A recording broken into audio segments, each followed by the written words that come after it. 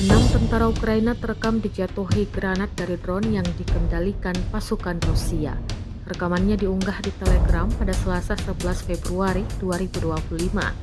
Dalam keterangan unggahan disebutkan, personel angkatan bersenjata Ukraina sedang mempersiapkan serangan balik terhadap posisi Rusia di daerah Buresnaya, tetapi upaya untuk merebut kembali posisi yang hilang gagal, bahkan pada tahap pemuatan mengangkut personel lapis baja usai diserang granat.